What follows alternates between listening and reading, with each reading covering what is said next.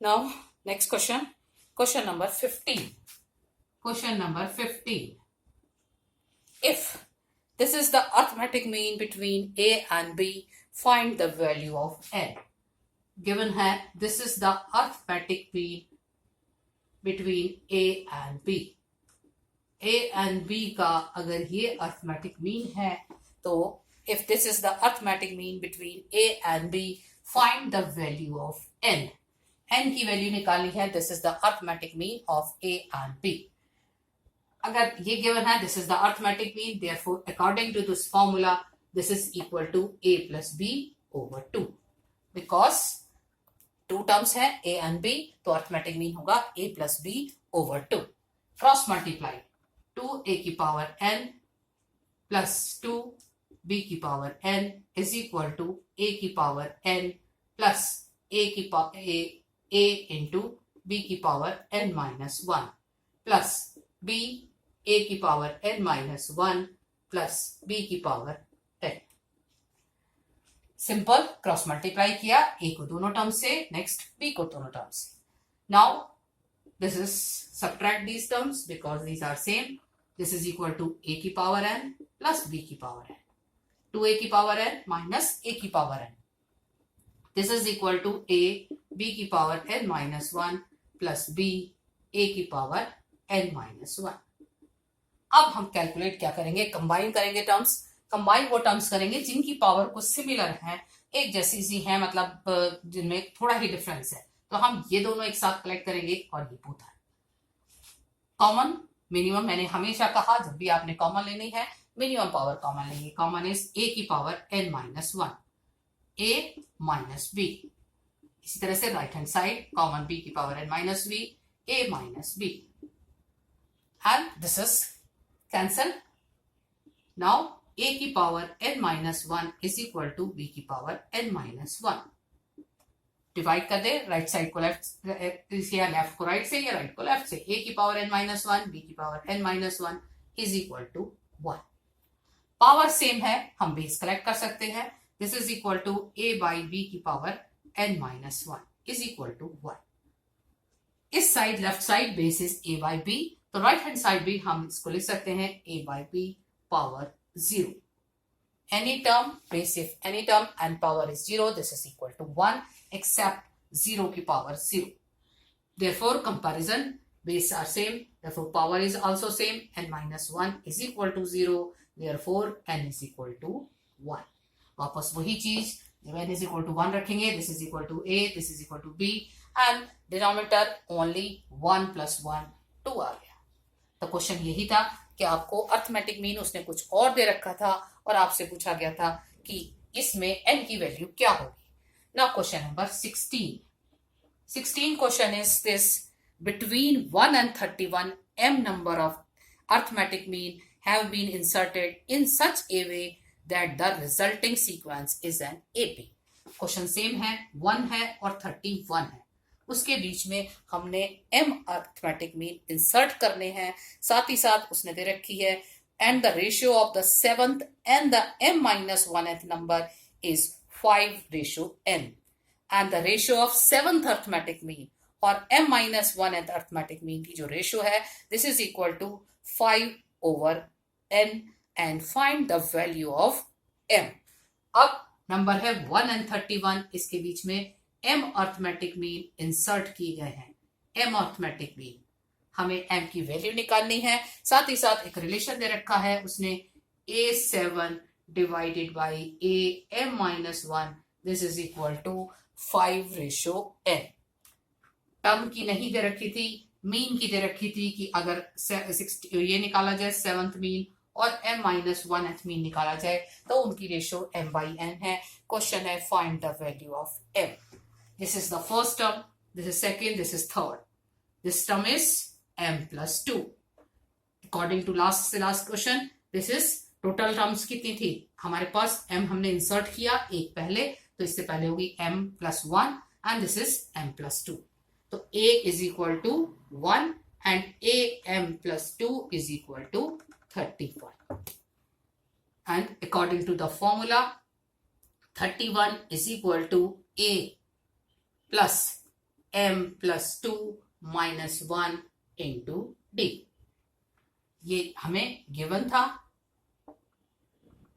हमने ये अप्लाई किया am plus 2 के अंदर d की वैल्यू निकालने के लिए। अगर यहां से d की वैल्यू निकालें तो ये हो जाती है 30 is equal to m plus 1 into d।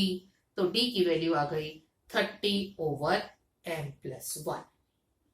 d की वैल्यू भी आ गई, a की वैल्यू भी आ गई। अब अप्लाई करते हैं जो हमें रेशो गिवन है।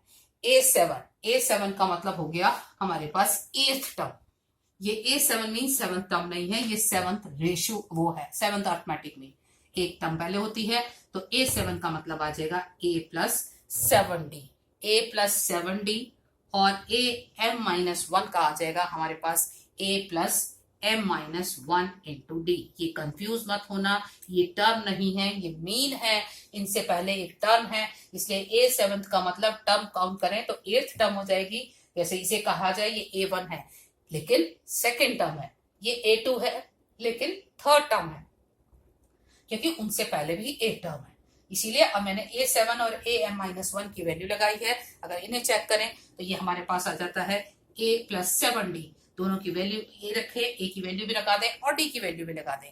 a और d की वैल्यू सब्स्टिट्यूट करते हैं और उन्हें fi ओवर m के इक्वल रख देंगे। a की जगह 1 7, d की जगह 30 over m plus 1।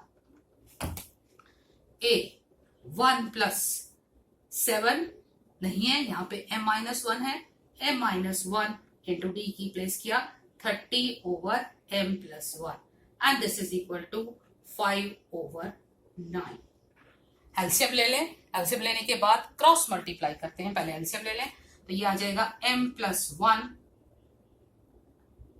plus 210 divided by m plus 1 plus 30m minus 30, this is equal to 5 over 9। Cross multiply करें और कैलकुलेट करें तो m की वैल्यू आ जाती है हमारे पास 40।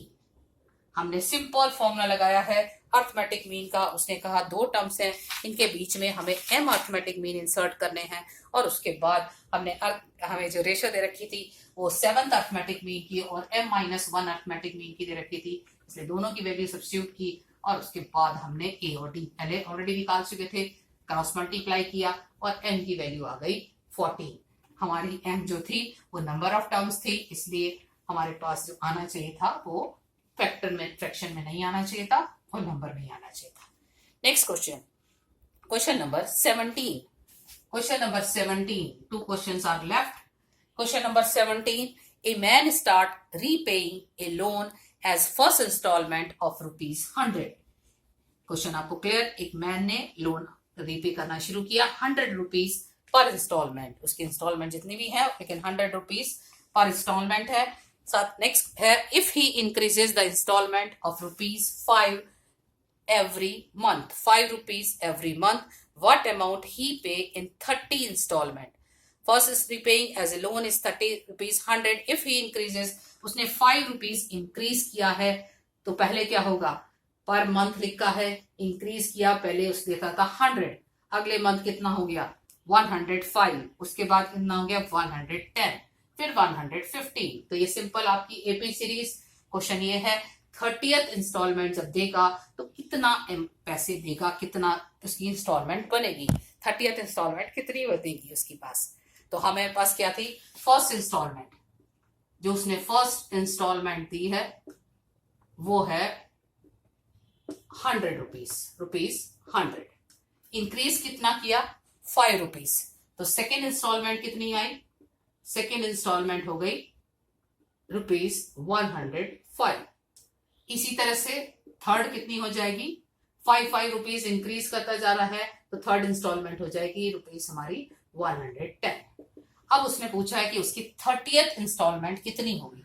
तो हेयर ए कितना हो गया, हमें जो गिवन है ए की वैल्यू है 100, डी है 5 और हमें जो निकालना है वो A30 निकालना है। तो A30 is equal to A plus 29D। 100 plus 29 into 5, this is equal to 100 plus 5 to 145 and this is 245 rupees. जो इस हिसाब से इंक्रीज करता जाएगा, तो जब 30th इंस्टॉलमेंट देगा तो वो 30th इंस्टॉलमेंट उसकी होगी 245 रुपीज की। ना last question, the difference between any two consecutive interior angle of A polygon is 5 degree. एक पॉलीगन है, उसने कहा है कि उनके इंटीरियर एंगल का जो डिफरेंस दे रखा है वो 5 डिग्री दे रखा है। It means D is equal to 5 degree, word ही उसने डिफरेंस यूज किया है। And the smallest angle is 120 degree. Smallest angle means A is equal to 120 degree. Question is find the number of side of the polygon. हमें नहीं पता वो कितने side की फिगर है, 4, 5, 6, 3 जितनी भी है, हमें सिर्फ उसने ये दे रखा है कि जो स्मॉलेस्ट एंगल है वो 120 है और D की वैल्यू 5 है। और क्वेश्चन ये है कि find the number of side. SN कितना होता है, हम सम लेके चलेंगे क्योंकि सम का एक फॉर्मूला हम पहले भी पढ़ चुके हैं। अगर सिंपल एपी सीरीज का लगाएं तो n/2 2a plus n-1 into 5। एक तो ये हमने अपना फॉर्मूला लगाया सम का। एक हमारा इंटीरियर एंगल का फॉर्मूला पहले भी था। अगर हमें एक पॉलीगन दे रखा है, इंटीरियर का फॉर्मूला आता था SN is equal to n-2 into 180। n क्या है, नंबर ऑफ साइड्स, हमें वही निकालनी है। n क्या है, number of sides. n-2 into 180 हम ऑलरेडी इसको पढ़ चुके हैं। एक है एपी सीरीज का, एक है हमारा फिगर के हिसाब से जो हम फॉर्मूला बनाते थे। Both are equal to SN, therefore n/2 into 240 plus n-1 into 5 is equal to n-2 into 180। Now calculate this, cancel करें, ओपन करें ब्रैकेट को। ये हुआ हमारे पास 120n plus 5/2 n square minus 5n over 2। Simple bracket खोले हैं, n/2 से मल्टीप्लाई किया 120, n/2 से 5, n/2 से करेंगे ये, this is equal to 180n minus 360। इकट्ठा किया जाए, क्वाड्रेटिक इक्वेशन बनती है। क्वाड्रेटिक इक्वेशन बनी 5n square minus 125n plus 720 is equal to 0। Again divide by 5, n square minus 25n plus कितना हो जाएगा 144 इज इक्वल टू 0। 144 ही बनेगा, 5 4 जा 20, 5 4 जा 22 is equal to. Now factor 144 factor करेंगे तो 16 and 9, n minus 16 and n minus 9 is equal to 0. Both are positive whole number. Then what is the answer? N is equal to 9 or n is equal to 16. For n is equal to 16 check करते हैं कि हमारी जो last term बनेगी वो क्या बनेगी। For n is equal to 16, an कितना हो जाएगा, an is equal to a is 120 plus n minus 1, n minus 1 is 16 minus 1 into d is 5 and this is equal to 195। जबकि जो हमारी मैक्सिमम एंगल है वो 180 डिग्री हो सकता है, 180 से ज्यादा नहीं हो सकता। It means this is rejected, impossible. This is impossible because maximum angle is 180 degree not 195 degree. कोई भी पॉलीगन है उसके अंदर मैक्सिमम एंगल जो आ सकता है वो 180 आ सकता है, 195 नहीं। इसलिए हमने 16 को रिजेक्ट किया। आंसर हमारे पास जो आया वो 9 आया। Now students, complete the AP series exercise 9.2. You complete this chapter. Thank you.